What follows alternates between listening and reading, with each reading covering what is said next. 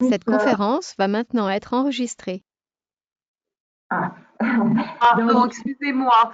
Oui, effectivement, Sylviane, je suis désolée, mais quand vous parlez bien dans l'axe du micro, c'est beaucoup plus audible. Oui. Donc, je sais que c'est pas confortable pour vous de bouger la tête, de pas pouvoir bouger la tête, mais voilà. Peut-être que vous pouvez aussi couper votre webcam pour gagner sur votre bande passante. Alors, je ne sais pas si c'est lié à votre connexion ou si c'est lié au micro.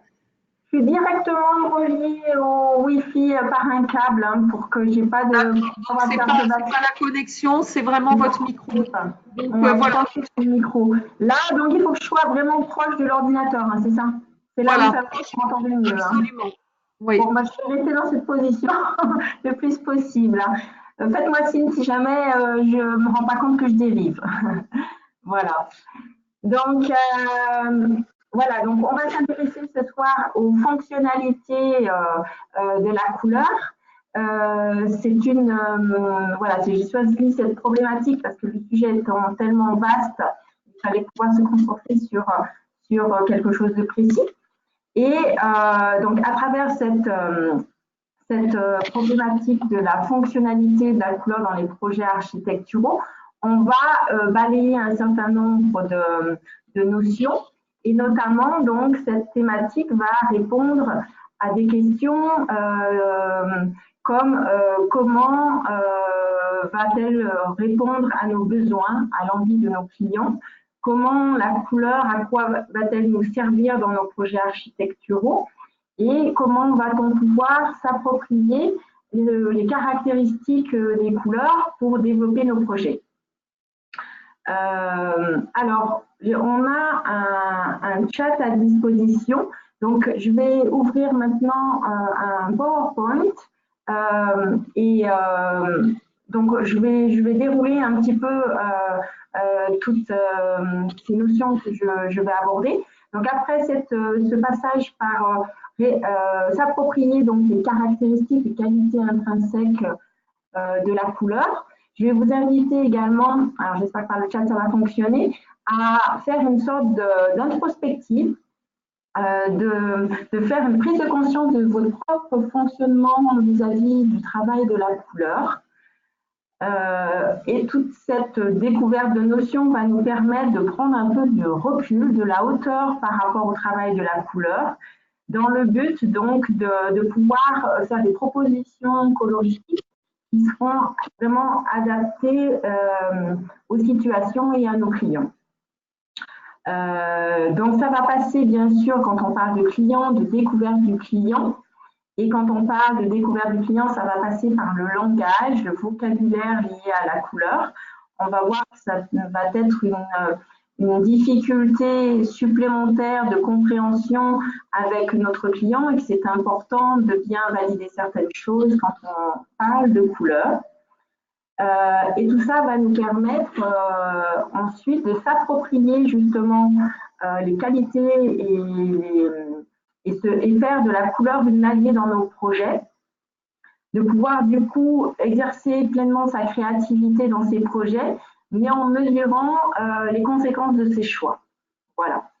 Donc je vais ouvrir maintenant mon PowerPoint et je vous propose de commencer par un petit quiz qui va nous permettre de toucher du doigt certaines notions. Alors, hop, tac, voilà. Voilà. Donc, j'ai une consigne assez précise pour ce quiz. Il faut vraiment que ce soit… Excusez-moi, Sylviane, mais on voit pas votre PowerPoint. Ah, alors attendez. J'ai dû oublier de repartager. Alors, attendez, hop, je reviens à la suite. Hop. Tac, pardon, excusez-moi. Voilà, là, ça devrait être mieux. Voilà, est-ce que maintenant… On voit votre bureau, mais pas. Voilà, c'est bon. C'est Vous bon, pouvez le mettre en. Oui. voilà. Est-ce que c'est bon là maintenant? Oui, il est visible? Oui, D'accord. oui, tout à fait, oui. Merci. Merci, c'est moi. Donc voilà, donc on va à travers ce petit quiz toucher du doigt certaines notions qui vont nous aider à mieux comprendre les caractéristiques et les qualités des couleurs, les appréhender en tout cas. Donc la consigne, c'est qu'il faut vraiment répondre spontanément aux questions. Vraiment la première chose qui vous vient à l'esprit. Alors on est parti avec la première question. Quel est le premier mot qui vous vient à l'esprit si je vous dis la couleur verte? Donc je vous laisse utiliser le chat. Voilà, moi je vois défiler des choses, je vais les partager avec vous. Je vous laisse le temps quand même d'écrire et de pouvoir participer. L'idée c'est que c'est un thème qui est interactif et qui bien sûr implique un côté personnel et donc du coup un vécu, une expérience et que tout le monde n'a pas justement cette même expérience. Alors, je vois des choses. Alors, je vais commencer à partager un petit peu ce que je vois arriver. J'ai vu plusieurs fois le mot herbe, j'ai vu nature, j'ai vu pomme, plante, nature à nouveau, nature, espoir, arbre, herbe, végétation, herbe. Donc, herbe est dans les premiers cités, nature à nouveau aussi beaucoup, pomme. Donc voilà, calme. Eh bien, donc, par rapport à ce petit quiz, je l'ai fait avec des personnes qui n'ont rien à voir avec l'architecture, hein, avec des personnes aussi d'âge différenciés. L'idée était vraiment, et aussi avec des architectes, l'idée était vraiment de voir qu'est-ce que, dans notre imaginatif, la couleur verte évoquait. L'idée qu'on a tous notre propre expérience par rapport aux couleurs et que c'est important de prendre en compte cet aspect-là. Donc effectivement, ce qui ressort beaucoup quand même avec cette couleur verte, c'est le monde végétal. Après, par expérience, moi j'habite, donc comme je vous disais, pas très loin de Lyon, proche de Saint-Étienne. Dans mon secteur géographique, et quand on parle de la couleur verte, forcément il y a l'ASS, les Verts, hein, notre équipe de foot locale qui ressort de façon spontanée. Donc le poids de son lieu de vie, son lieu géographique, va aussi avoir des conséquences par rapport à cette perception et cette image qu'on peut avoir par rapport à certaines couleurs. Donc, on va continuer le quiz pour aborder une autre notion. Ces notions, on va les réapprofondir, bien sûr, plus tard. J'ai pris cet exemple-là parce que, voilà, il fallait une couleur spécifique. Donc, on va continuer avec la question suivante, si ça vous a marché. Hop. Voilà. J'en profite pour vous rappeler, Sylviane, désolée hein, de ces conditions, mais de ne pas trop tourner la tête parce que effectivement, dès que vous tournez la tête, D'accord. J'essaie de rester immobile. Oui, c'est pas confortable, mais malheureusement, on va être obligé. Il n'y a pas de souci. Donc voilà la deuxième question que je vous propose. Pareil, donc j'attends si vous pouvez me répondre de façon très spontanée sans réfléchir. Quel est le premier adjectif qui vous vient à l'esprit si je vous dis la couleur verte? Donc on va utiliser à nouveau le chat pour échanger ensemble et je vais vous faire partager donc ce que je vois arriver.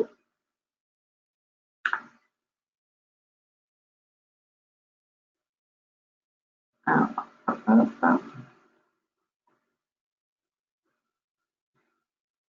Végétal, naturel, triste, frais, calme, à nouveau calme, végétal, tendre, fraîche, paisible, naturel. Alors, je ne peux pas rapprocher mon micro, j'ai une question au milieu. Il est fixe sur mon portable, c'est pour ça que c'est moi qui approche ma tête. J'ai végétalisé, j'ai serein, j'ai sain, couleur froide, régénératrice également, douce, sérénité, jeune, nouveau, végétal. Voilà, donc je vais peut-être m'arrêter ici. Ici, donc effectivement, les adjectifs définissant la couleur verte sont souvent effectivement le frais, le serein, le côté calme ressort beaucoup. Effectivement, cette couleur est une couleur dite tempérée qui se place entre les couleurs chaudes et les couleurs dites froides. Et donc, du coup, aussi associé aussi à l'eau et au côté rafraîchissant. Donc, voilà. Donc, on voit qu'il y a quand même une diversité dans les réponses. Donc, on continue notre petit quiz. Hop, si ça fonctionne. Hop, tac. Donc, pareil, toujours spontanément. Si vous deviez choisir du verre dans une pièce de votre habitation, de quelle pièce s'agirait-il? Quelle serait cette pièce?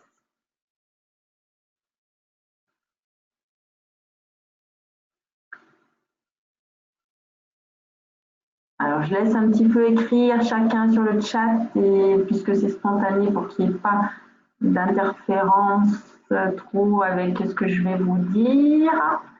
Donc, je vois arriver pas mal de choses. Alors, hop, je vais partir du bout. D'ici, voilà. Alors, alors, je vous partage après d'autres choses. Donc, j'ai salle de bain qui revient assez régulièrement.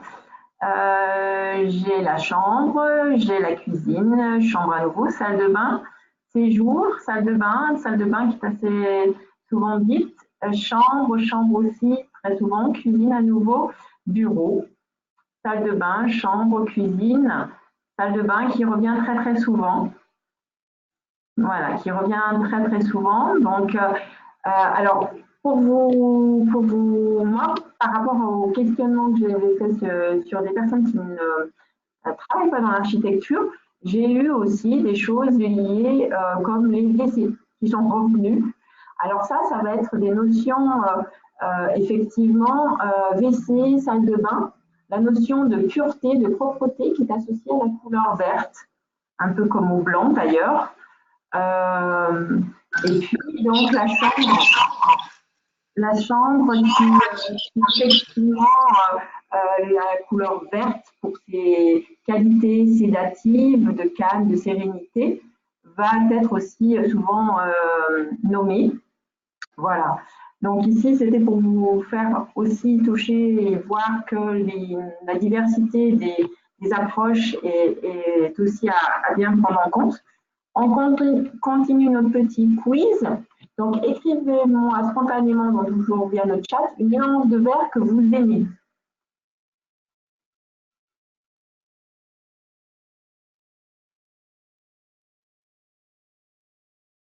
Alors, je descends un petit peu la liste parce que du coup, j'en avais beaucoup. Et que j'arrive aux dernières choses qui me sont envoyées.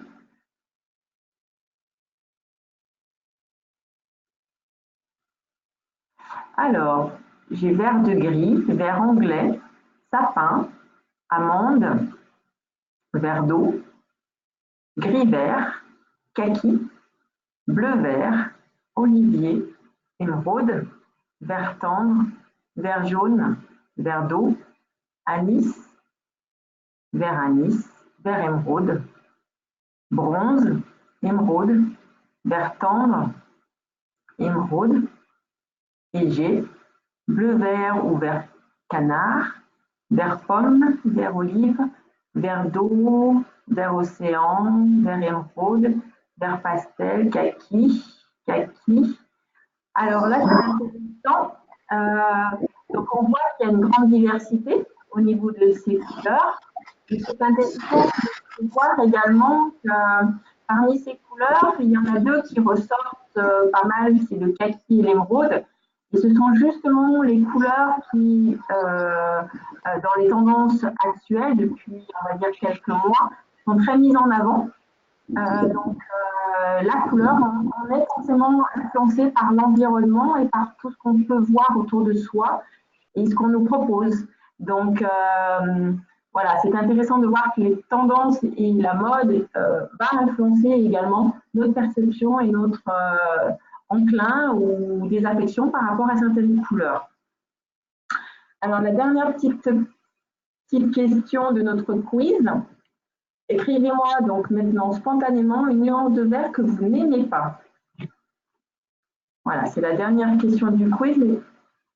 Voilà. Alors, j'ai Anis. Alors, je vais laisser un petit peu avancer.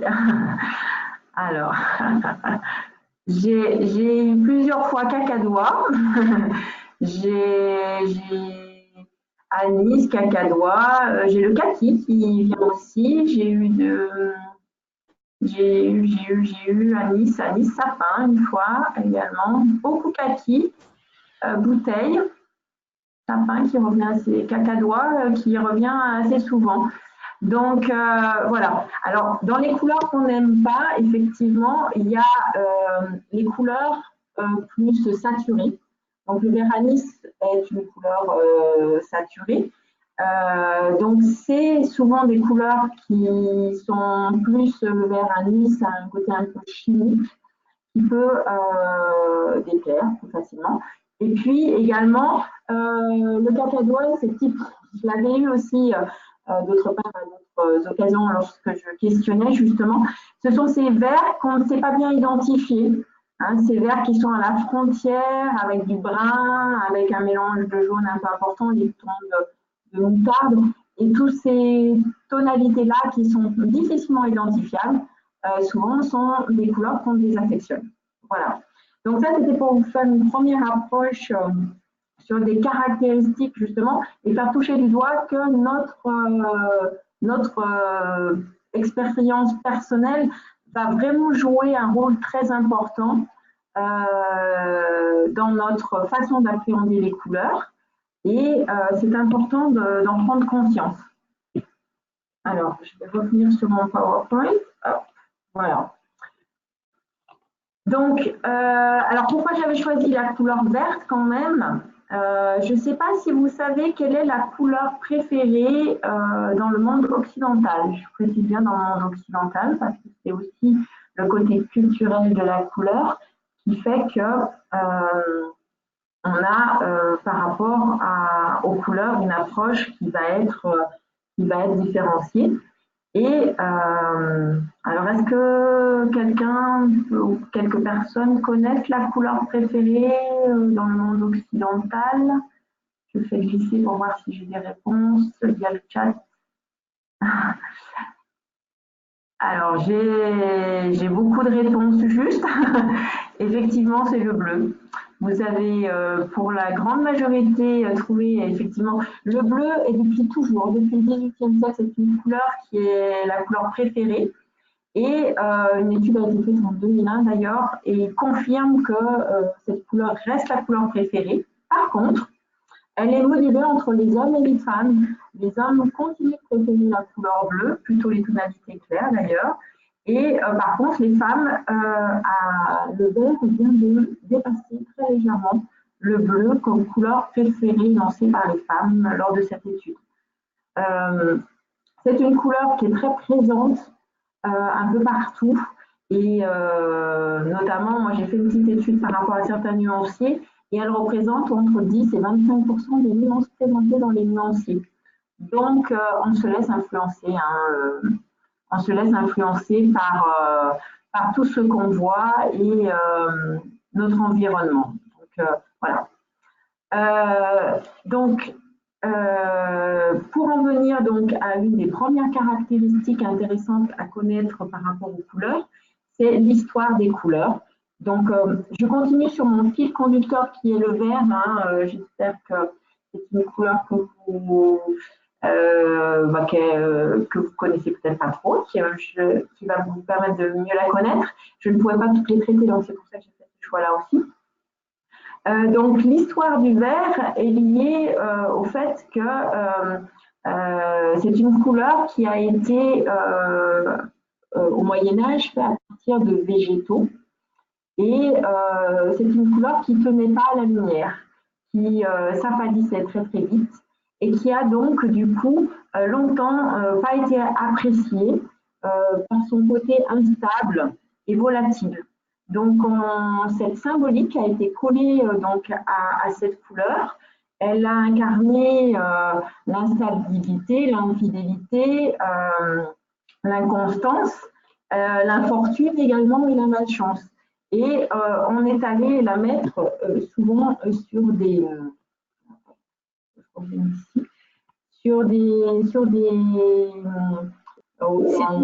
excusez-moi, Sylviane, excusez-moi de vous interrompre, Sylviane. C'est juste pour vous rappeler de ne pas trop tourner la tête. Je suis vraiment désolée.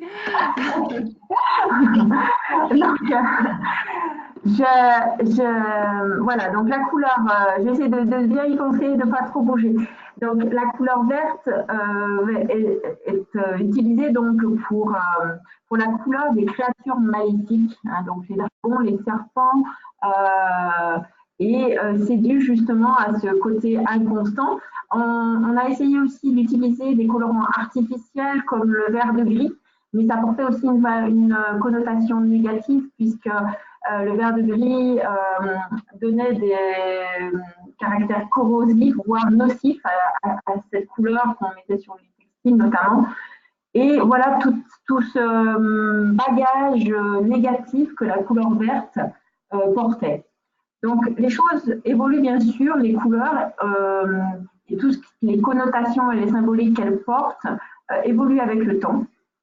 Et donc, elle a pris l'ambivalence de son caractère, hein, puisqu'elle a pris le côté du hasard et du jeu, et elle a pris rapidement donc place au niveau des tables de jeu.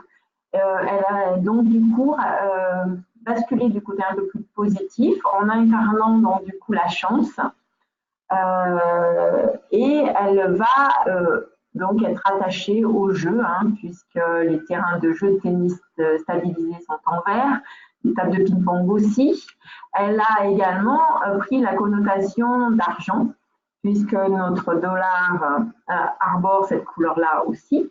Et donc son côté positif aussi a été accentué et a donné un côté permissif, puisque nos feux tricolores donc, portent la couleur verte pour l'autorisation.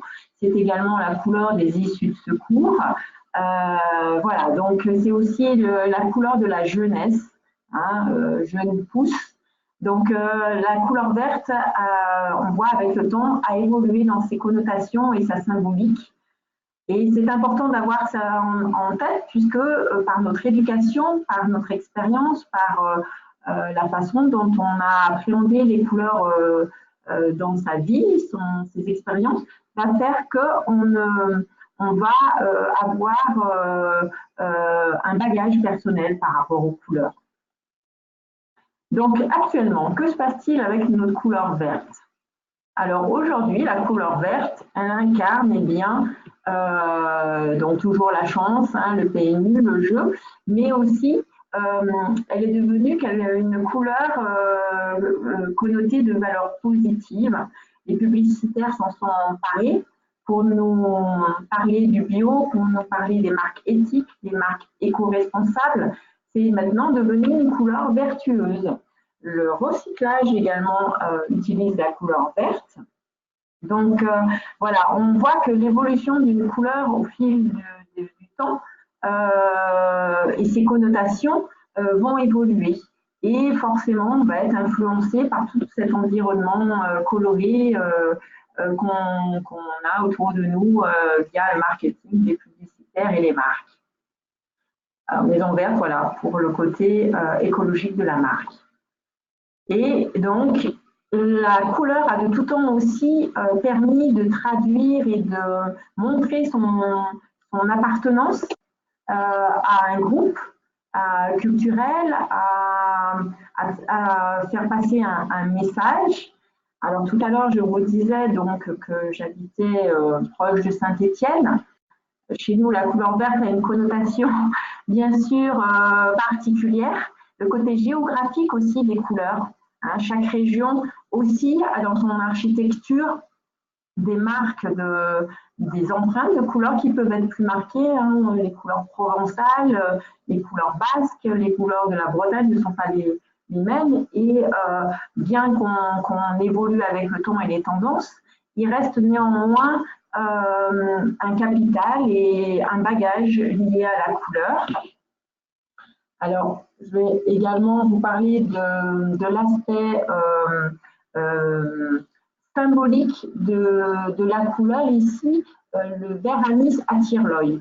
On attire l'œil ici sur un prix. Hein, c'est un axe plus marketing, mais en tout cas, ça a un effet sur la perception qu'on va avoir de cette couleur vert anis qui est associée au low cost, au cheap. Et peut-être, voilà, ici, c'est une échelle de valeur qui est liée à la couleur. Par exemple, alors là, un autre visuel qui met en évidence le vert anis et le côté plutôt bas prix. Le bleu, par exemple, les bleus foncés, les bleus marines sont associés au sérieux, à l'autorité, la confidentialité. On le retrouve souvent dans les banques, les uniformes. Voilà, donc toutes ces connotations des couleurs sont importantes à prendre en compte et à avoir conscience de tout ça. Alors, maintenant, on va parler un petit peu plus de l'aspect architecture d'intérieur, comment ces couleurs dans nos espaces de vie vont aussi jouer un rôle. Est-ce que vous pourriez échanger avec moi via le chat pour me dire donc quel ressenti de température des couleurs vous avez en voyant ce visuel? Quelle appréhension vous avez de cette ambiance, de cette chambre?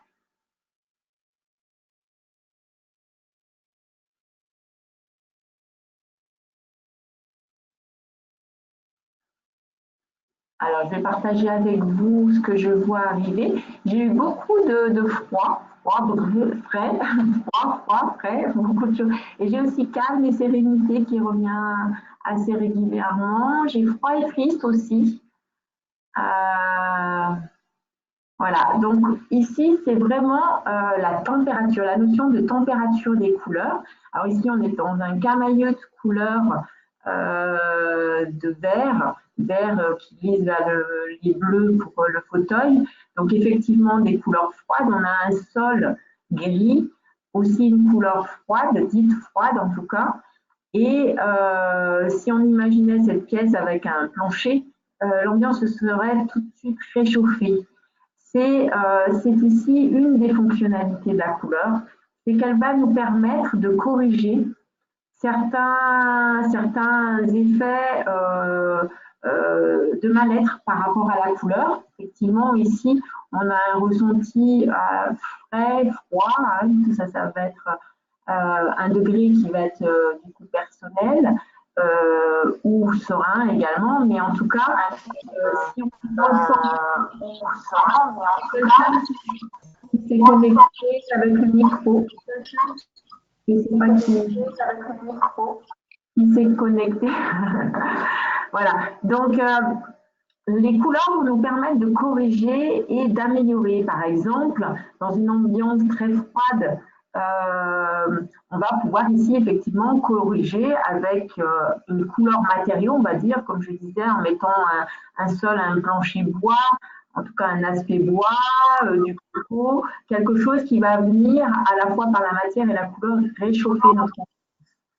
Donc ça, c'est un des axes qu'on va pouvoir utiliser, la couleur comme correction, outil de correction de ressenti qui ne correspond pas aux habitants et aux utilisateurs de la pièce. Alors, on va aborder une autre fonctionnalité. Ici, je vous présente donc une photo donc, avec cet escalier blanc.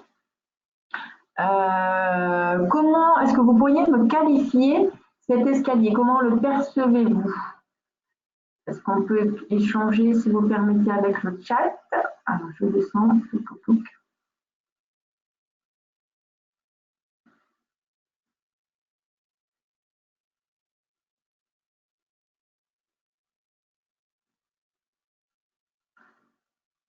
Alors, léger, aérien, discret, sobre, absent, intéressant, serein, transparent, sobre, baigné de lumière, transparent, transparent revient plusieurs fois, reposant, invisible, fondu dans l'ambiance blanche générale, aérien. Tout à fait. Alors, je vous laisse découvrir la deuxième image et on va faire le même petit échange et je vous expliquerai où je veux vous emmener après. Voilà, donc toujours un escalier avec un immense central, par contre dans une ambiance et une couleur différente. Qu'est-ce que vous pouvez me dire par rapport à celui-ci? Qu'est-ce qui vous inspire? Alors,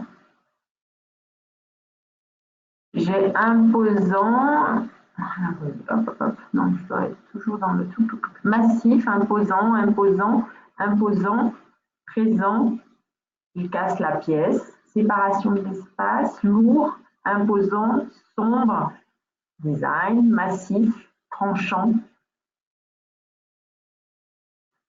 épure, voilà. Oui. Alors, donc là, en fait, cet escalier, je souhaitais ici vous illustrer le poids des couleurs. On a les couleurs claires, le blanc bien sûr, mais toutes les couleurs qui vont être très claires vont avoir la capacité à donner un côté aérien, léger aux choses.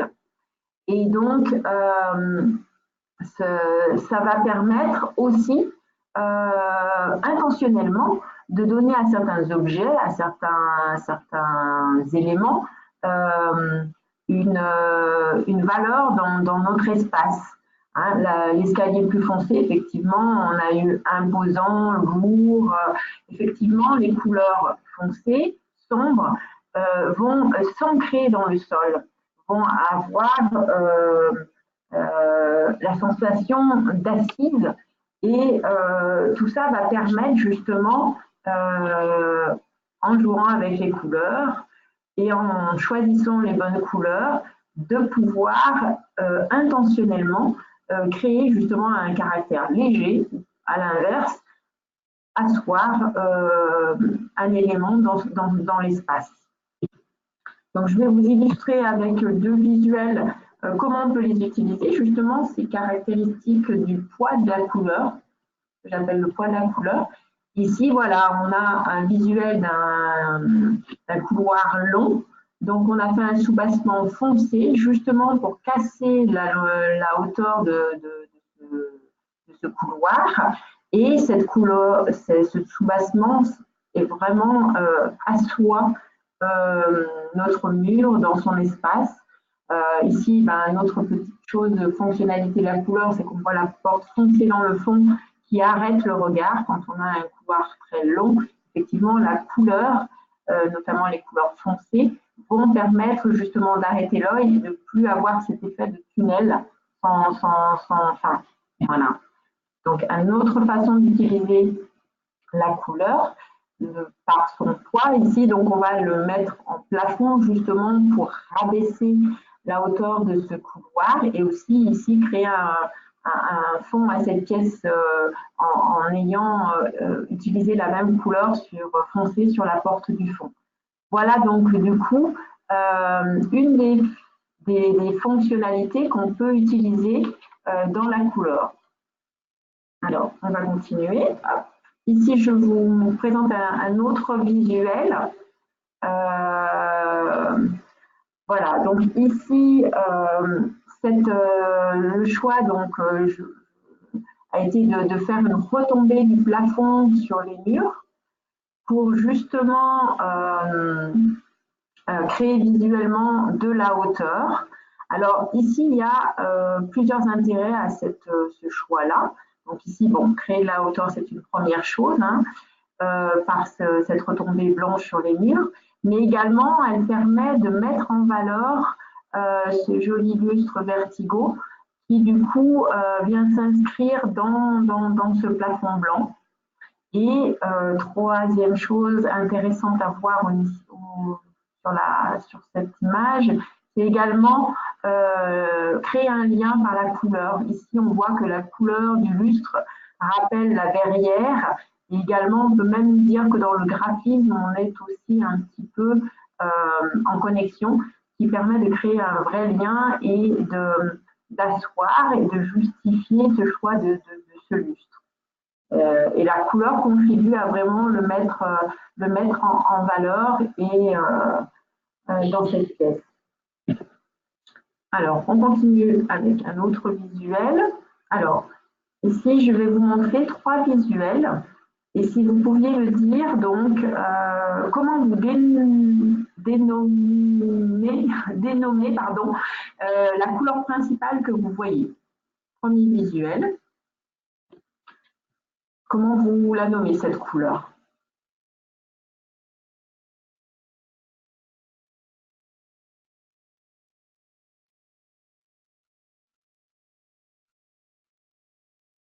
Alors, j'échange avec vous ce que je viens de voir passer.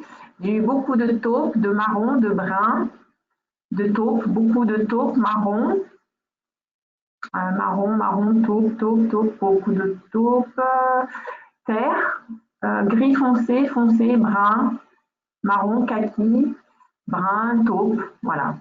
Alors, hop, on continue avec le deuxième visuel, même petit jeu. Quelle couleur voyez-vous? Comment vous la dénommez? Je vais y arriver, excusez-moi.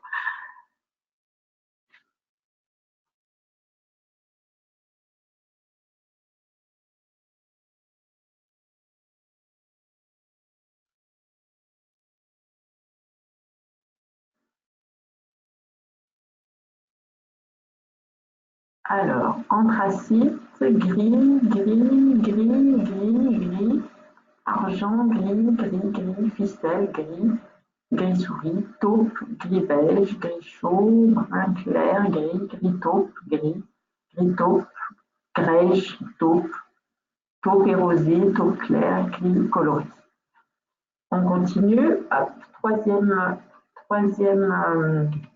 visuel.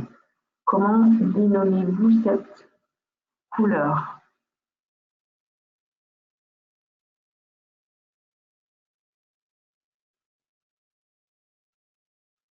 Alors, j'ai marron glacé, toujours taupe à nouveau, beige, taupe, toujours taupe, gris ou taupe, marron glacé,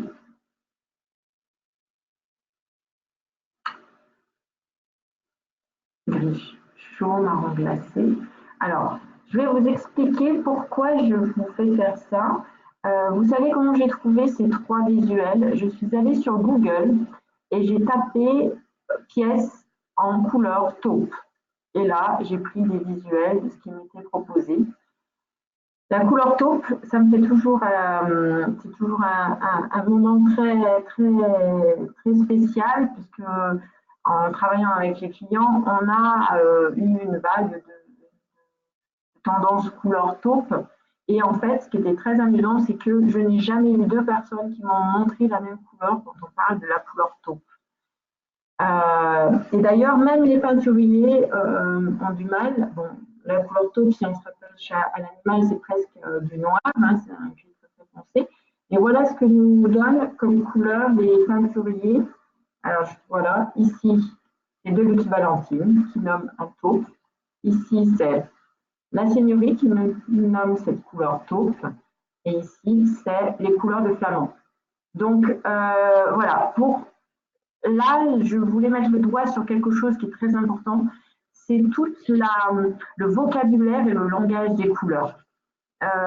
D'où l'importance de vraiment valider avec son client qu'on s'entend bien et qu'on parle bien de la même chose, parce que on peut vraiment être sur 2 registres, parler avec les mêmes mots, mais être sur 2 registres complètement différents. Donc, d'où la nécessité de valider avec un nuancier et faire montrer à son client ce qu'il a vraiment dans sa tête, lui, quand il parle d'une couleur. Voilà, donc là, c'était vraiment l'aspect vocabulaire et la difficulté donc de se comprendre quand on parle des couleurs. Par contre, le vocabulaire est absolument indispensable, le vocabulaire des couleurs, et notamment pour décrire des ambiances, est absolument indispensable à utiliser, puisque c'est par ce biais-là qu'on va pouvoir traduire et parler d'ambiance, d'atmosphère, donc tous les adjectifs qu'on a évoqués tout à l'heure, dans différentes situation. Donc ça, c'est vraiment quelque chose qui est une difficulté liée à la couleur et au travail de la couleur. Alors, on va continuer nos visuels. Hop. Voilà, je vous mets ici donc toujours une ambiance avec du vert. Et qu'est-ce que vous pourriez me dire sur cette ambiance que je vous présente là? Qu'est-ce que ça vous inspire?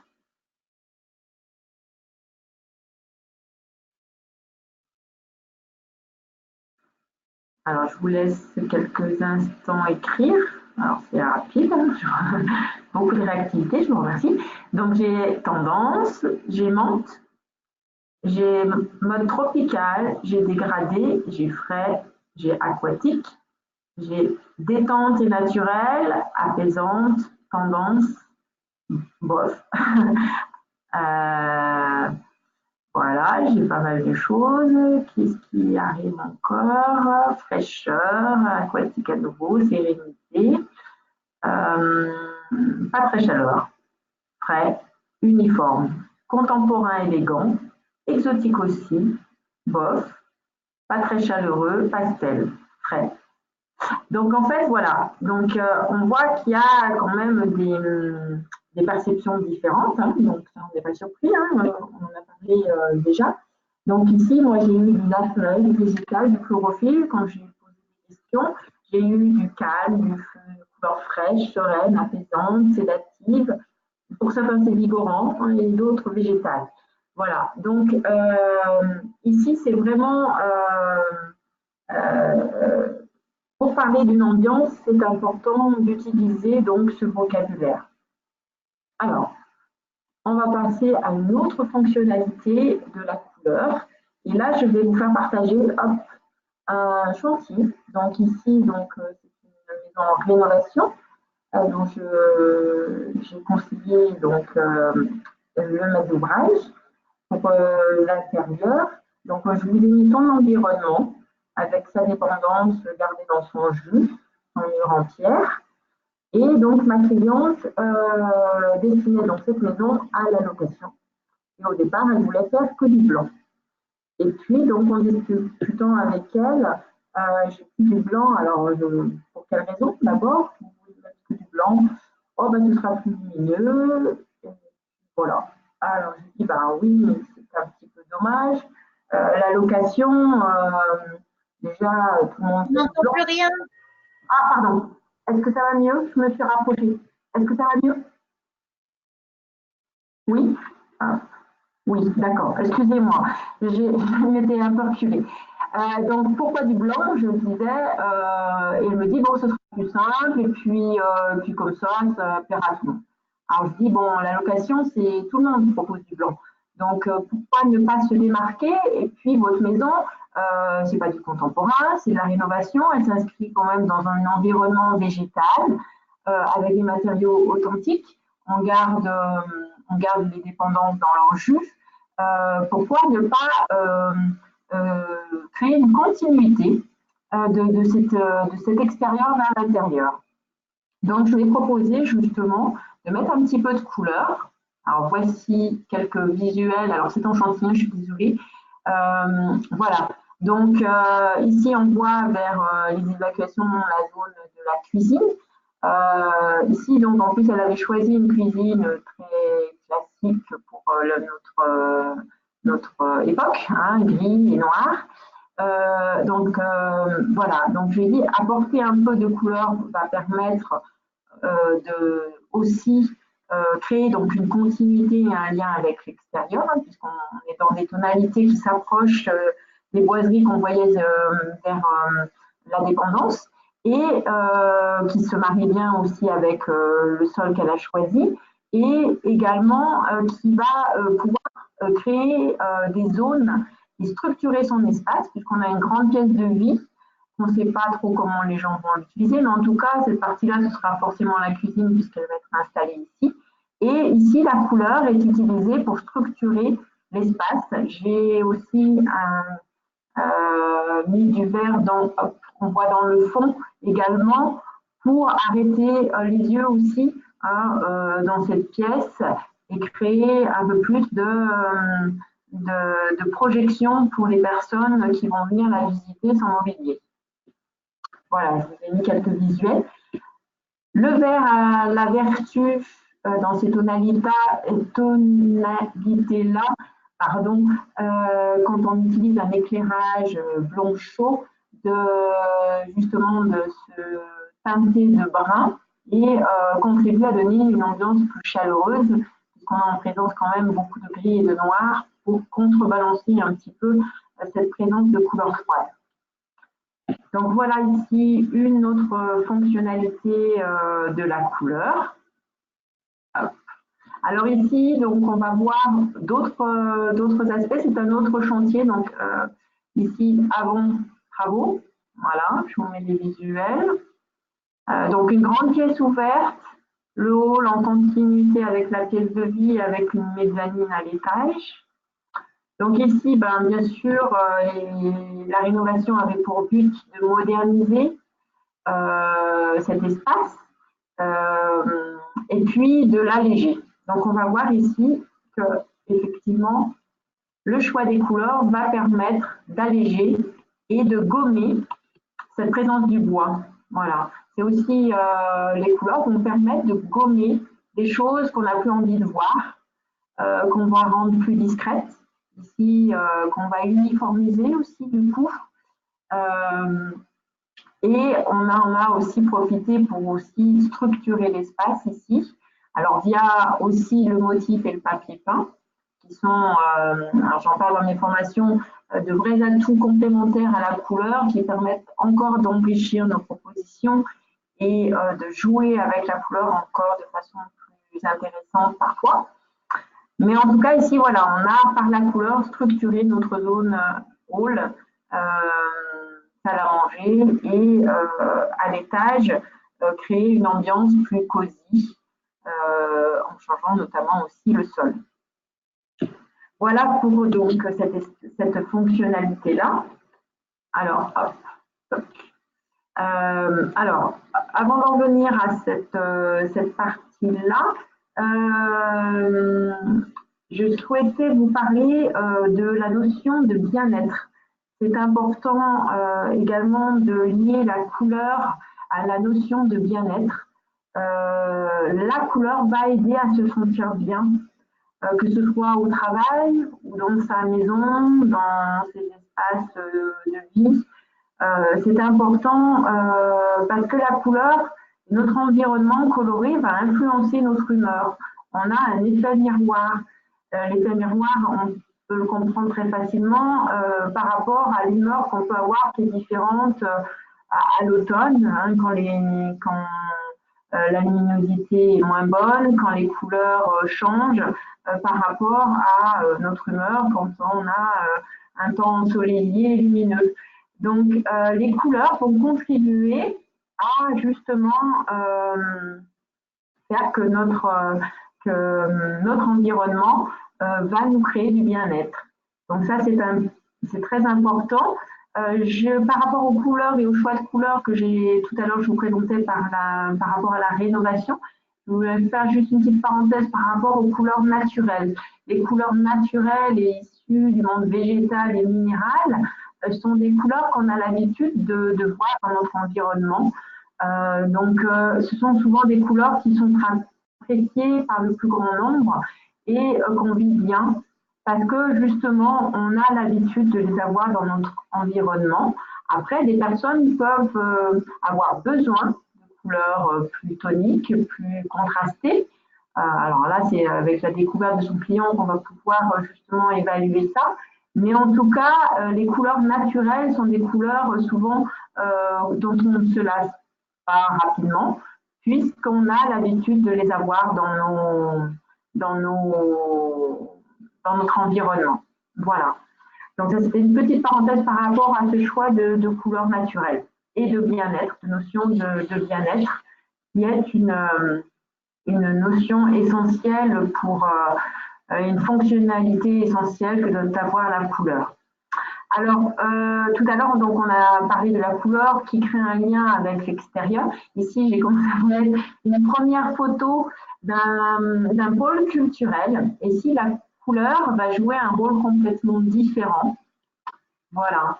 Donc ici, la couleur est l'identité même de ce projet et est traduite aussi par les matériaux et même elle se poursuit à l'intérieur, hein, cette couleur chaleureuse et festive.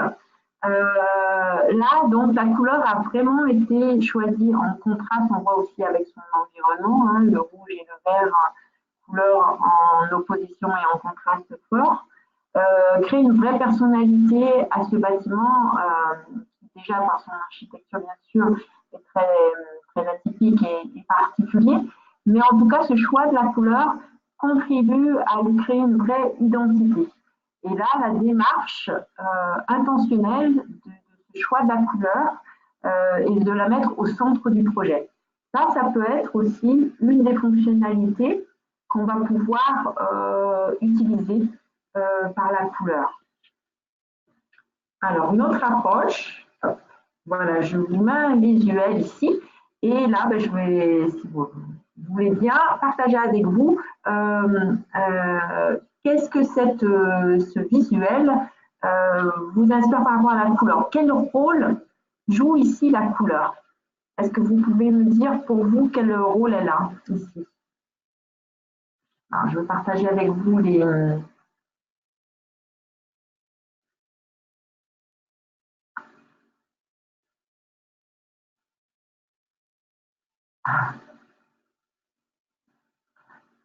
Alors, je vais vous dire ce que je vois.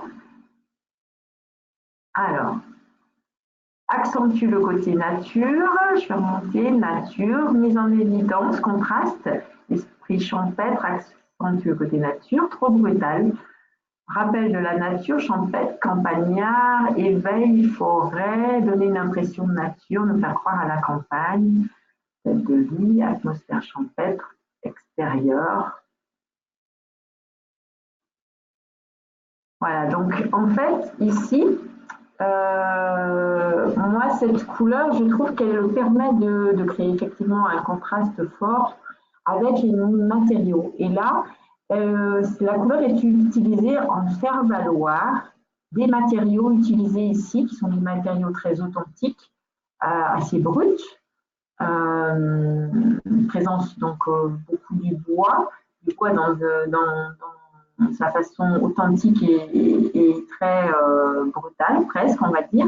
Donc là, c'est vraiment la couleur contraste permet de faire valoir cette ambiance qui a été choisie et qui est très affirmée. Voilà. Donc la couleur va pouvoir permettre de faire ressortir le côté authentique des matériaux ici. Alors, une autre image ici. Alors, la même petite question. Quel rôle ici va jouer ici? Alors, on a du motif. Quel rôle ici va jouer ce papier peint? Cette couleur verte au travers du papier peint que vous voyez.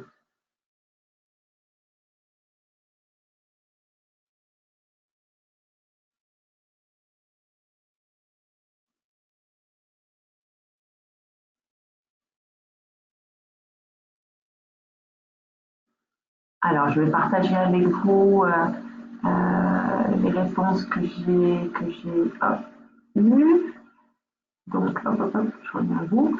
Décoration, création, ambiance, décor, évasion, profondeur, donner une ambiance extérieure, trompe-l'œil, ambiance tropicale, habiller la pièce, perspective, détente, mettre en avant le bois, très présent, exotisme, donne un fond, un décor tropical.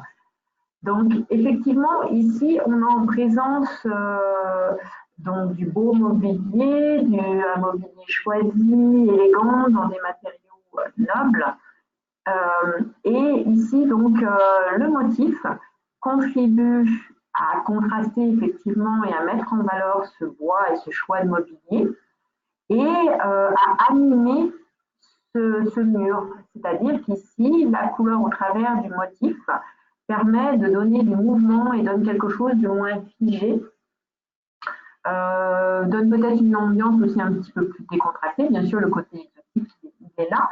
Mais vraiment par rapport donc à ce dialogue entre le mobilier et ce mur, c'est vraiment de donner du mouvement et de donner quelque chose d'un peu plus décontracté.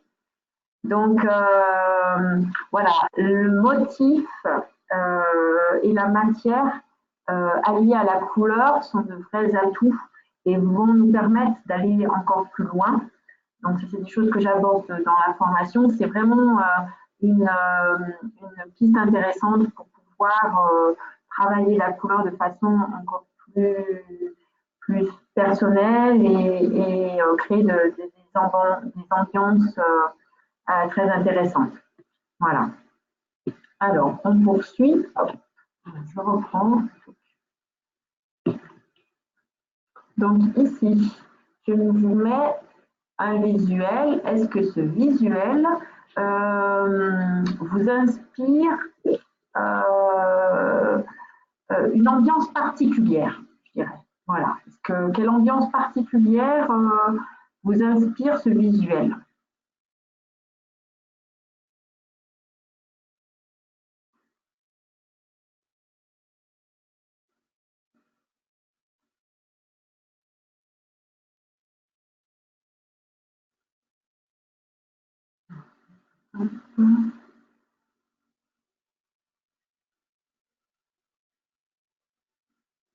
Alors, je vais commencer à vous lire les commentaires. Donc, j'ai vintage, kitsch, rétro, vintage, rétro, vintage, années 60, vintage, années 70, chez mon arrière-grand-mère, cheap, années 50, Indus rétro, vintage, kitsch, années 50, vintage, Warhol, années 50, Formica, vintage, rétro. Festif, frais et jeune, vintage. Donc effectivement, je vous montre le deuxième visuel, mais déjà vous m'aviez répondu bien dans cette direction. Effectivement, ici, on a des couleurs des années 50. Alors, le mobilier contribue bien sûr à asseoir cette ambiance et ce style particulier des années 50 avec une palette de couleurs assez contrastée et typique. Donc ici, c'était pour vous aborder le côté couleur reflet d'une époque. Les couleurs sont porteuses de valeurs socio-culturelles et aussi de symbolique d'une époque. On avait par exemple dans les années 90 la fameuse couleur taupe qui était une couleur typique des années 90. Les tons beige naturels, hein, je ne vais pas dire taupe parce que personne ne saura de quoi on parle, mais voilà, donc ça aussi, c'est la couleur va nous aider si on souhaite créer une ambiance, qu'on nous demande une ambiance particulière, les couleurs vont asseoir et nous aider à contribuer à créer une ambiance, un vrai concept lié à une époque. Alors, ici, je vous partage un nouveau visuel. Et qu'est-ce que vous inspire en termes d'ambiance cette image? Alors, j'ai toujours du vert, hein, c'est toujours un petit fil conducteur. Alors, ouais, je vais vous laisser un tout petit peu écrire, mais je pense que tout le monde a bien compris l'idée. Donc, c'est effectivement Japon, japonisant, printanier, Japon, printemps, japonisant exotique, richesse, printemps, Asie. Effectivement, ici, l'idée, c'est qu'en fait, la couleur vient asseoir l'idée de départ, de l'ambiance qu'on souhaite donner à cette pièce, qui est ce visuel de cerisier, donc de printemps et l'association bien sûr avec l'esprit japonisant, l'ambiance japonisante. Donc le côté ici, le vert jaune pousse, tendre, vient confirmer déjà le concept qu'on souhaite mettre en place. Donc, je vais vous le transférer dans une autre façon complètement différente. Hop, ici, dans cette chambre d'enfant, jeune ado, enfant plutôt. Voilà, ici, la couleur est venue donc en soutien à la thématique qu'on avait choisie pour cette chambre. Et donc, la couleur peut vraiment nous aider à créer une vraie ambiance et un concept. Alors ça, on le voit aussi dans les boutiques, hein, bien sûr, dans tout ce qui est commercial. On a aussi, bien sûr, des couleurs qui vont permettre de véhiculer des concepts. Mais en tout cas, ici, voilà, on voit clairement que la couleur est un vrai soutien à cette idée et au concept et à la thématique que cet enfant a choisi. Je fais une toute petite parenthèse par rapport justement à l'enfant et à l'âge. C'est très important également d'avoir conscience que les couleurs, en fonction de l'âge, l'intérêt pour les couleurs en fonction de l'âge sont très différentes. Notamment chez les enfants, ça évolue assez vite. De tout petit jusqu'à 2 ans, enfin les 6 premiers mois, on fait souvent l'écueil de les mettre dans des couleurs très pastel, voire blanc, et en fait, ben, ils ne voient pas ou très mal, et ils voient seulement les couleurs primaires, et ils seraient très contents qu'on leur mette plutôt des pyjamas avec des couleurs primaires, ou en tout cas des motifs primaires, que toujours leur mettre des couleurs pastel. Ça rassure beaucoup les parents, mais c'est pas forcément adapté aux tout petits. Et les couleurs donc vont vraiment varier en fonction de l'âge. Il y a des études très précises qui sont faites à ce sujet-là. Et puis l'acuité visuelle, j'en parlerai un petit peu plus tard, va aussi du coup altérer aussi la perception des couleurs. Donc c'est quelque chose aussi à bien prendre en compte. Alors je poursuis.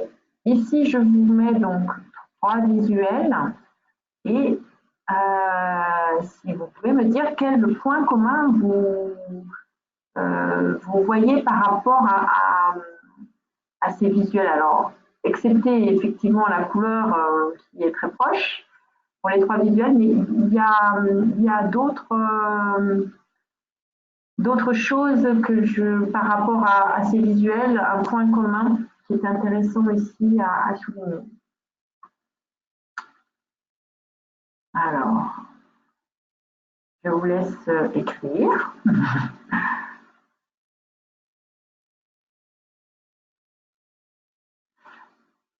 Alors, je vais partager avec vous ce que je vois. Cossu, trop de vert, les vêtements, ton sur ton, coin lecture, élégant, aplati la profondeur, le style, chic, sombre, sourd, pas trop, saturé, c'est la couleur à la mode cette année, fondu dans la couleur, sombre. Voilà, donc ici on est vraiment sur l'idée en fait. Alors effectivement on est sur une couleur à la mode, hein, c'est vrai, une couleur tendance qu'on voit beaucoup dans les magazines. Ici en fait ce que je voulais vous faire percevoir, c'est donc cette couleur sombre donne un côté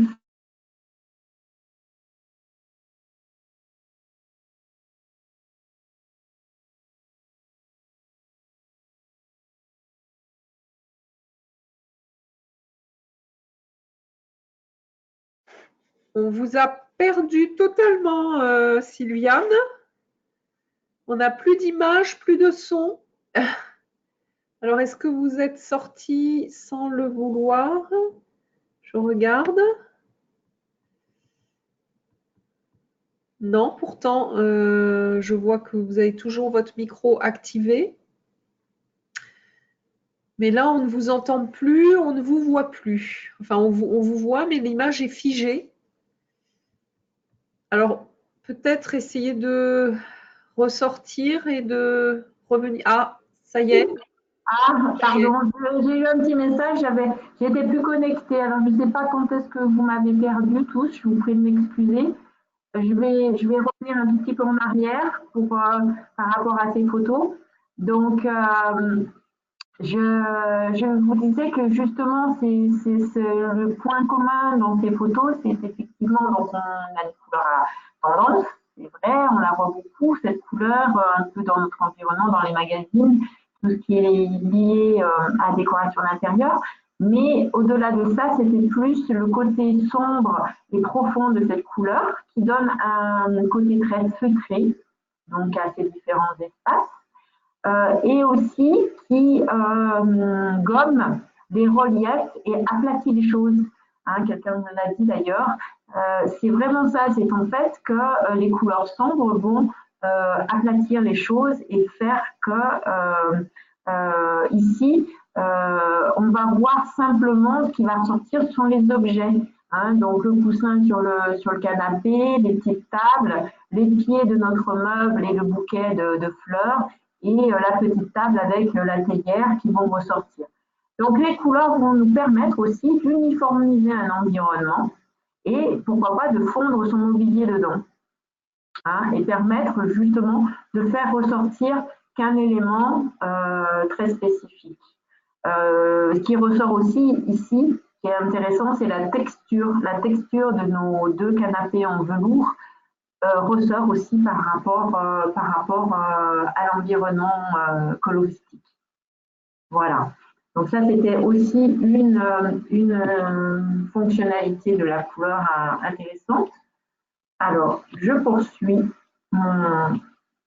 mes visuels. Ici, je vous présente donc une image, c'est le musée Magritte, donc à Bruxelles. Et ici, est-ce que vous pouvez me dire, partager avec moi, quel rôle joue la couleur ici, la couleur qu'on a sur les murs et le plafond?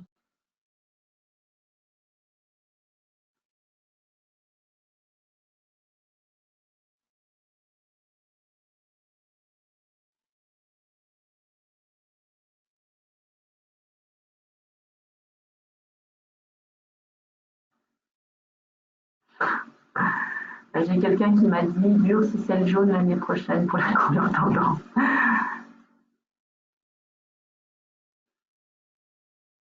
Alors, j'ai les premières réponses. Donc, mettre en valeur les œuvres, mettre en avant les œuvres, faire ressortir les tableaux, mettre en valeur les œuvres. Voilà. Tout le monde donc a bien identifié ici cette fonctionnalité. Ici, voilà, la couleur crée un écrin à des objets. Donc, c'est aussi une façon d'utiliser la couleur. C'est qu'elle va pouvoir permettre de mettre en valeur ce qu'on veut, où on veut, et gommer donc l'environnement pour ne faire ressortir qu'un élément. Alors, bien sûr, la lumière contribue aussi ici à faire ressortir les tableaux, bien sûr. La lumière, c'est aussi un élément très important, un paramètre qui va venir influencer la couleur. On parle aussi dans l'information, mais ce soir, ça va être un peu trop compliqué de pouvoir tout aborder. Mais en tout cas, ici, voilà, c'était la fonctionnalité de créer un écrin. Donc, hop. Voilà, donc ici, je vous partage des visuels qui mettent en évidence cette caractéristique et cette fonctionnalité. Faire ressortir la cheminée, faire ressortir ici notre canapé vert et faire ressortir ici notre cheminée et notre miroir en contrastant avec fortement avec la couleur en arrière-plan. Voilà. Alors, je vais aborder très rapidement donc, les fonctionnalités de la couleur pour l'accessibilité handicapée. Bien sûr, la couleur va nous permettre de faire des alertes à la vigilance, de créer des guidages, des cheminements, de contraster pour mettre en évidence des éléments par rapport aux autres, en respectant bien sûr les contraintes liées à cette réglementation. Donc ça, voilà, je vous ai mis juste quelques visuels. J'en parle de façon beaucoup plus approfondie lors des formations et justement comment, quand on est en rénovation, ne pas dénaturer notre bâtiment par l'ajout justement de couleurs qui vont venir perturber visuellement quelque chose d'harmonieux. Voilà, donc comment travailler ces contraintes-là. Alors, la notion de bien-être, je voulais y revenir dessus, et je parlais tout à l'heure de la notion d'âge. Et c'est au-delà du bien-être, c'est du bien-vivre. La couleur va permettre vraiment de mieux vivre vivre dans les espaces. Surtout, cette couleur, elle doit être adaptée à ses occupants, à leur âge, à leur état de santé, à l'activité qu'ils vont faire dans ces espaces. Et ici, donc, c'est une EHPAD pour laquelle je suis intervenue en tant que coloriste. Et on a vraiment travaillé cet aspect-là pour aider les personnes donc, qui avaient différentes pathologies, notamment avec des difficultés à se repérer dans l'espace, à pouvoir se repérer, retrouver leur chambre. Donc forcément, on va vers des contrastes plus forts. On va aller sur aussi les effets de matière vont être importants. Là, la couleur a vraiment un rôle déterminant. Sur la petite photo en haut, donc on voit qu'on a essayé quand même de par étage garder vraiment quand même une identité coloristique forte par étage pour qu'il y ait vraiment ce repère très rapide. Et également, ces couleurs peuvent paraître assez vives, mais il faut bien les mesurer et prendre conscience que les personnes qui peuvent souffrir de cataracte ou d'acuité visuelle altérée ne vont pas pouvoir percevoir ces couleurs de la même façon que nous. Et donc, du coup, vont avoir des couleurs qui vont être affadies, jaunies, ternies. Donc, d'où le choix aussi de couleurs qui sont souvent beaucoup plus saturées et beaucoup plus vives. Donc voilà, l'importance de bien prendre en compte le bien vivre et le bien-être lié à la couleur. Et là, c'est un visuel. Alors, je fais une petite extension ici. La couleur, elle ne va pas qu'aller se mettre sur les murs, les plafonds et les sols. Elle va aussi être utilisée dans le mobilier. Et là, je fais une petite extension par rapport aux formes. La forme va contribuer aussi au bien-être et au bien vivre et aussi contribuer à l'harmonie de l'ambiance coloristique. Donc, c'est important dans les choix de mobilier d'être en continuité avec justement les choix coloristiques que l'on a pu faire. Voilà, et bien, j'en ai terminé pour mon partage de mes expériences et des choses que je souhaitais vous transmettre ce soir et partager avec vous. Je vous remercie toutes et tous de votre participation active et d'avoir joué le jeu avec moi sur les différents visuels sur lesquels je vous demande de réagir. C'était très intéressant. J'espère que vous avez passé un bon moment. Moi aussi, ça m'a vraiment été très intéressant pour moi de partager avec vous cette expérience et cet échange sur la couleur. Je suis désolée des problèmes de son qui sont venus perturber plus régulièrement nos échanges. J'espère que ça n'a pas été trop fatigant pour vous. En tout cas, voilà, on va passer maintenant, je pense, aux questions. Avant de passer aux questions, je vais prendre quelques instants pour vous présenter peut-être un petit peu plus donc une formation que j'ai la chance d'avoir programmée avec ILO. Je remercie Bénédicte dans cette démarche-là.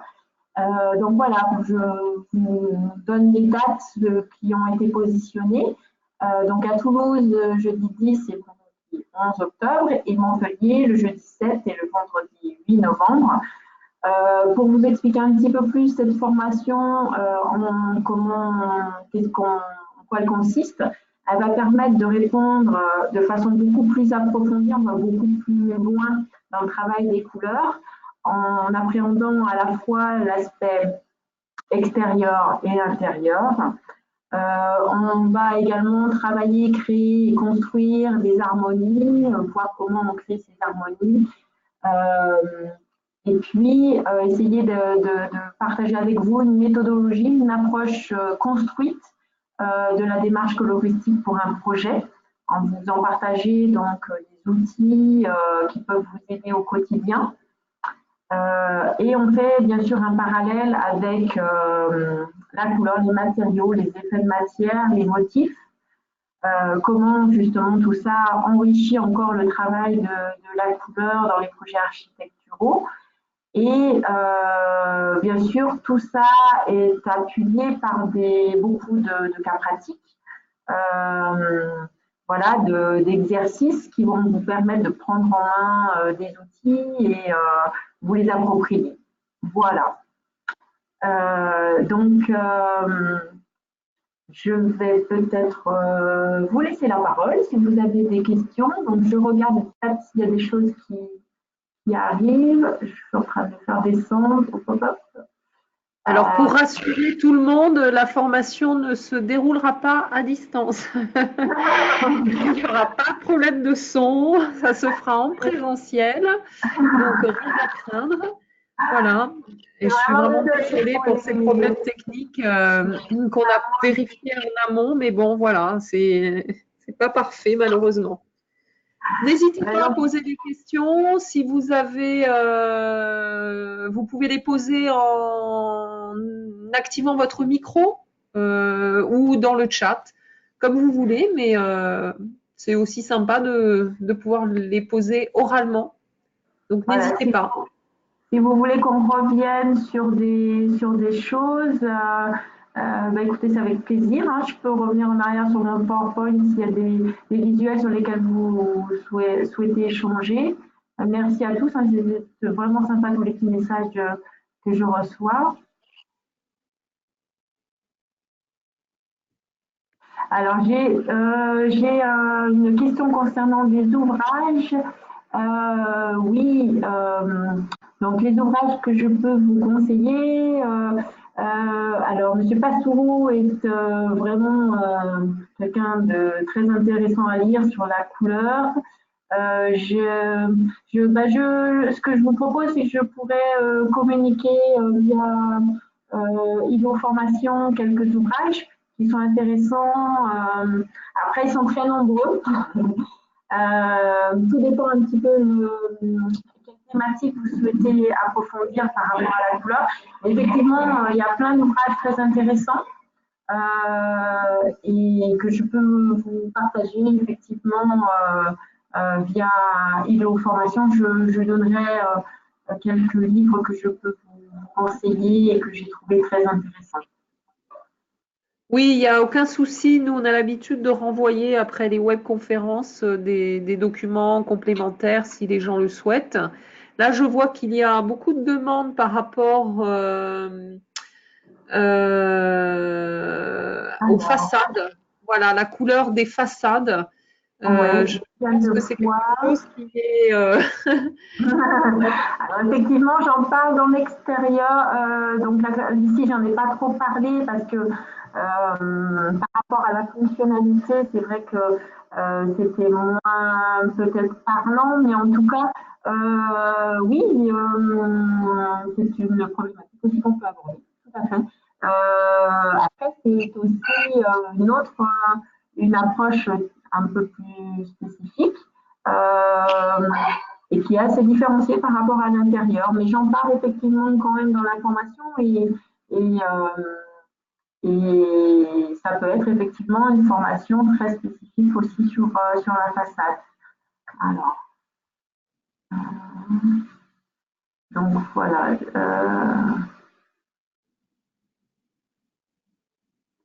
Voilà, je suis en train de regarder l'altération de la vue des couleurs chez les personnes âgées.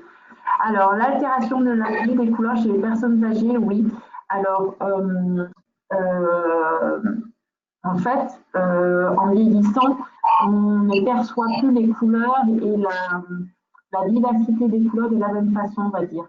La saturation est atténuée par la vision qui s'altère Et donc, du coup, c'est un petit peu, alors, il y a des maladies, des pathologies différentes, hein, mais on va dire que le plus courant, c'est effectivement que les couleurs vont être plus ternes, vont paraître plus ternes.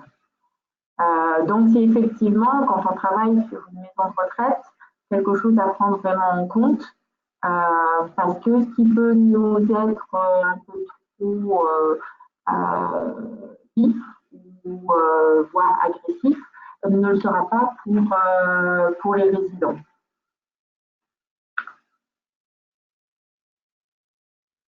Alors, j'ai Anne qui... Alors, j'ai une question par rapport au financement. Mission complémentaire à faire financer. Une question de Anne. Alors, qu'est-ce que... Là, je ne sais pas depuis le début ce qu'il va peut-être pouvoir répondre. Je pense que la question, ce que veut dire Anne, c'est que ça, alors soit ça peut être simple et ça rentre dans le cadre d'une mission normale, mais ça peut aller loin et demander quand même beaucoup de travail. Auquel cas, soit on l'offre parce qu'on se fait plaisir, soit on essaye de le faire financer et ils partent en courant parce que c'est encore des honoraires. Donc, comment est-ce que vous arrivez à faire passer ça, donc à donner cette envie de travailler là-dessus tout en étant rémunéré pour? Par rapport à moi, pardon, je ne sais pas. J'ai cru que Alors, vers. vous, comme vous êtes coloriste, effectivement, vous allez vendre une mission aux couleurs dans un cadre spécifique. Nous, dans nos missions archi classiques, on a déjà du mal à faire financer des honoraires pour la mission normale. Moi, c'est quelque chose que j'aimerais beaucoup développer, d'aller jusqu'à la déco, peinture, etc. Mais je me heurte à une question de financement. Donc, souvent, ce travail-là, je l'offre à mes dépens financiers. Et ça serait bien d'arriver à le valoriser de façon à le vendre et que les gens disent OK, on va payer un peu plus pour avoir ça. Alors, c'est vrai que c'est une démarche souvent du maître d'ouvrage aussi. Moi, j'ai travaillé pour des collectivités, notamment où ils avaient eu des expériences difficiles sur des bâtiments où le choix des couleurs avait fini en pugilat et puis c'était très compliqué parce que les gens ne sont pas des spécialistes de la couleur et en plus chacun met son petit grain de sel et ça devient ingérable dans le temps et dans les choix après à pouvoir imposer. Donc c'était eux qui avaient fait cette démarche-là parce que justement ils avaient eu une expérience difficile précédemment. Je dirais que c'est aussi alors, la mission de coloriste n'est pas forcément non plus hors de prix, hein. Tout dépend ce qu'on attend en termes de mission, mais c'est vraiment quelque chose à valoriser dans le sens où je parlais tout à l'heure de bien-être et de bien vivre. C'est-à-dire qu'au-delà de bien-être et de bien vivre, c'est mal-être et mal vivre. C'est-à-dire qu'un mauvais choix il y a vraiment des écueils qui peuvent être assez faciles, notamment pour les maisons de santé et les maisons de retraite, notamment, par exemple, mais aussi pour les jeunes. Hein, et donc, du coup, c'est vraiment quelque chose qui... C'est dommage de créer une très belle enveloppe, d'avoir un très beau bâtiment et de ne pas consacrer un budget à cette finition, parce que c'est ce qu'on va voir. C'est ce qui est important aussi comme message peut-être à faire passer au maître d'ouvrage, c'est que qu'est-ce qu'on voit d'abord? C'est la couleur. C'est la première chose qu'on voit.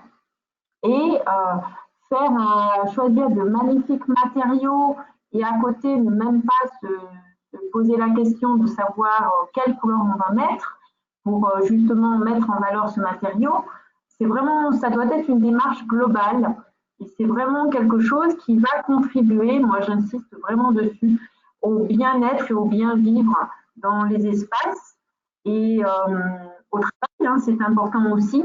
Hein, on fait souvent des choix de blanc et de gris et malheureusement, ce n'est pas forcément les bonnes couleurs, celles qui vont permettre aux gens d'être plus efficaces, plus productifs et de se sentir mieux. Donc, c'est vraiment quelque chose, je pense aussi, l'idée c'est d'amener la question de la couleur très tôt dans le projet. C'est aussi la clé d'une continuité et de quelque chose de cohérent et de construit. C'est que la couleur doit vraiment être amenée très tôt dans le projet et je pense que les personnes sont quand même sensibilisées, notamment moi pour les espaces de santé, à cette problématique-là quand même. Ça devient assez présent dans les esprits que effectivement un bon choix de couleurs va vraiment contribuer aussi à l'image, hein, à la fois les résidents, mais aussi l'image que véhiculent les maisons de retraite par rapport aux visiteurs, aux familles. Je pense que c'est vraiment quelque chose aussi qui doit être fait avec de la réflexion, voilà, de la construction et de la réflexion. Et je pense que franchement, on a y gagné et que le budget n'est pas forcément exorbitant du tout pour avoir un gain derrière en termes de confort de vie qui va être vraiment important. Est-ce que j'ai bien répondu à votre question? Est-ce que c'était dans ce sens-là?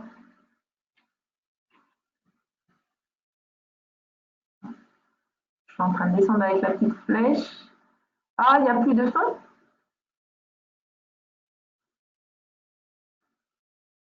Est-ce que vous m'entendez ou est-ce que plus? J'ai Anne qui me dit plus de son. Moi, je vous entends. Nadine me dit que oui aussi. J'entends, oui, apparemment, c'était peut-être temporaire.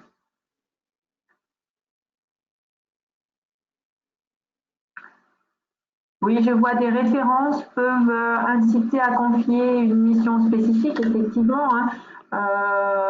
Quand on a effectivement une expérience sur un type de projet et qu'on peut montrer d'où on est parti et où on est arrivé, hein, aussi dans les rénovations, de plus en plus, des peintres me confient aussi leurs clients parce que justement, eh ben, c'est un métier et ça demande des compétences qui sont différentes de l'application. Eux, ils ont leurs compétences dans leur spécificité et le travail de la couleur et le choix des harmonies, les associer aux différents matériaux, c'est autre chose. Et souvent, c'est un message qui passe de plus en plus auprès aussi des particuliers. On voit sur Internet plein de choses et du coup, on voit tellement de choses qu'on ne sait plus. Et il faut aussi ici être guidé de façon construite et éclairée. Je vois une question sur la formation. Quelle formation pour être coloriste? Est-ce qu'il existe un diplôme reconnu? Alors, moi, j'ai un diplôme de décoratrice d'intérieur qui est reconnu. Hein. Après, coloriste, moi, c'est mes expériences depuis 25 ans que je mène dans la couleur qui m'ont apporté cette expertise par rapport au travail de la couleur. Tout ce que j'ai pu faire et d'autres formations complémentaires, notamment à Albi sur l'École européenne des arts et des matières, qui a des formations très approfondies sur le travail de la couleur. Et voilà, donc c'est toutes ces formations et ces expériences qui me donnent tous les jours de nouveaux éclairages et de nouvelles données par rapport à ce thème inépuisable. Est-ce que vous auriez aussi apparemment des ouvrages à conseiller sur la couleur et les écoles? Je vois école maternelle, primaire. Est-ce qu'il y aurait des choses dessus ou des dossiers ou des documents? Alors, école maternelle et primaire, j'ai pas d'ouvrage spécifique là-dessus. J'en avais un sur plutôt les bureaux. oui, les écoles les écoles sont souvent un lieu difficile pour pouvoir imposer aussi ce qui est par le biais de formations qu'on peut avoir fait soi-même, justement, en tant qu'architecte, sa vision des choses aussi, parce que souvent, les couleurs, on laisse l'institutrice choisir la forme de sa classe, et on arrive des fois à des choses très, très particulières, personnelles, et qui prennent pas forcément en compte l'âge des enfants et le pouvoir des couleurs que peuvent avoir, le pouvoir des couleurs sur les enfants et ce qu'elles peuvent générer en termes de perception. Donc, effectivement, les écoles, c'est souvent un sujet un peu épineux, je sais, pour les architectes. Quand on arrive au choix des couleurs, c'est toujours des fois très surprenant ce que les instituts peuvent proposer. Après, c'est vrai qu'ici, il y a vraiment des écueils aussi, et qu'il est important effectivement de conseiller, de façon éclairée pour ce type d'utilisation. Mais je n'ai pas d'ouvrage qui me vienne en tête. Je rechercherai. Si jamais je trouve quelque chose, Violaine, je transmettrai par Bénédicte. Je vois une question aussi sur comment calculez-vous, je pense, comment vous réalisez une estimation et un chiffrage des travaux, enfin de cette prestation en tout cas de coloriste. La prestation, alors ça va être soit c'est vraiment quand je travaille avec des particuliers, ça peut être des peintres par exemple qui me missionnent pour un de leurs clients. Ça va être un nombre d'heures. Je sais à peu près pour une maison, il me faut, si c'est simplement les aider à choisir des couleurs concernant murs, plafonds, boiseries, on va dire, je vais prévoir 3 heures et là, ça va être un montant horaire avec mon déplacement. Après, si c'est une mission liée à une construction d'un ERP qui va nécessiter des réunions, participer à des réunions de chantier, bah, ça va être, c'est plus le temps nécessaire et si on va me demander de participer à des réunions pour présenter des choses. Après, c'est aussi, je dirais, il faut avoir des supports. C'est la création éventuellement de supports pour présenter tout ça qui va prendre un peu de temps. Mais après, une étude à partir de plans, de matériaux qui rentrent dans le cahier des charges, on va dire, qui ont été déjà prévus, et après choisir dans les nuanciers et harmoniser tout ça. Ça ne prend pas forcément un budget très important. Après, voilà, ça va être éventuellement les déplacements que ça va occasionner et la mobilisation pendant des réunions de chantier.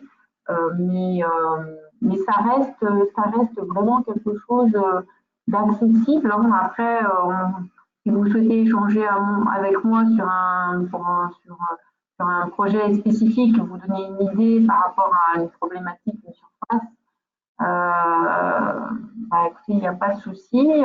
Je pense que Bénédicte peut transmettre mon mail et à ce moment-là, je peux vous donner une idée, mais je ne peux pas vous dire un chiffre comme ça. Globalement, c'est vraiment du temps. Donc, voilà, du temps et éventuellement ce que vous attendez de moi en termes de présence avec le maître d'ouvrage et avec les entreprises. Mais voilà, c'est. Je suis désolée, je ne peux pas être plus précise. Il faut vraiment avoir un cas concret pour pouvoir vous donner quelque chose de plus précis et un chiffrage, pouvoir en discuter ensemble de façon plus précise.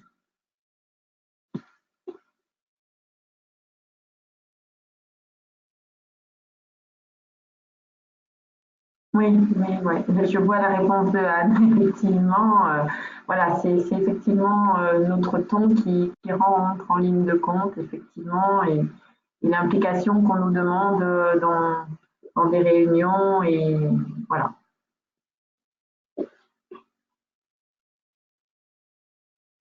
Est-ce qu'il y a des questions que je n'ai pas vues? Tic, tic, tic.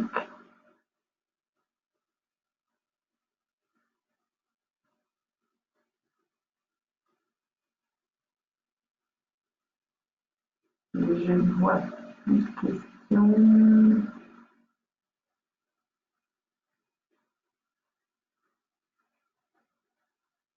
Que parmi les gens encore présents, certains souhaitent poser des questions.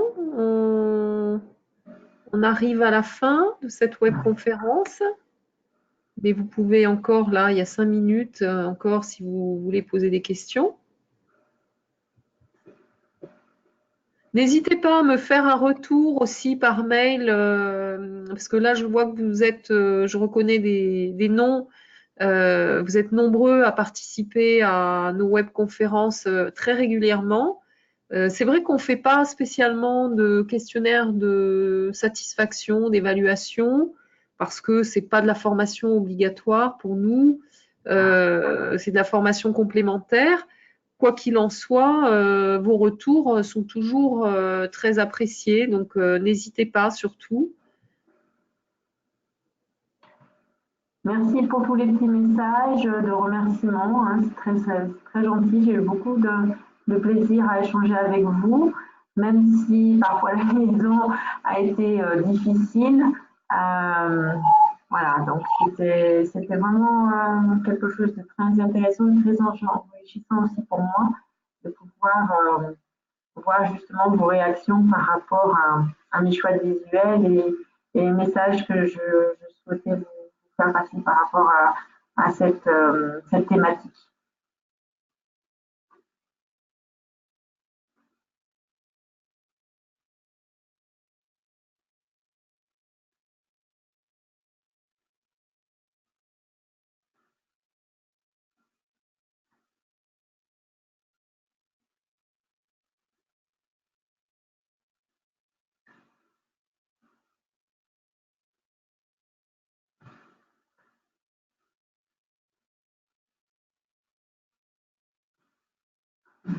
Des questions encore. Ok, bon. Alors effectivement, bon, le son là,